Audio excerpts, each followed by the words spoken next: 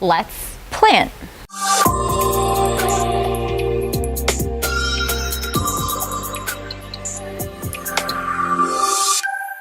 Hey, Tori here with ToriToth.com, the place to be to create a home buyers, or anyone for that matter, will find irresistible. So today I wanted to share with you how I'm going to be setting up these two planters here on the balcony.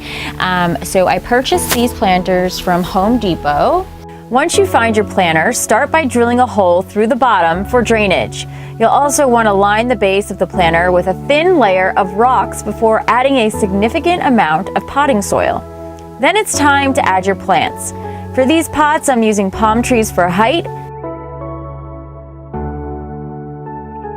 Once placed, add more soil. Next, I'm using hibiscus plants for color to welcome in the summer months, plus smaller magenta impatiens to fill the gaps in the planter. And it's that simple. By changing the hardscape of your patio with some organic materials, you create a warm, welcoming space this summer. For more outdoor tips, go check out this video next. You can always subscribe below, and don't forget to visit us at www.toritoth.com for all our home tips. Until next time, happy gardening.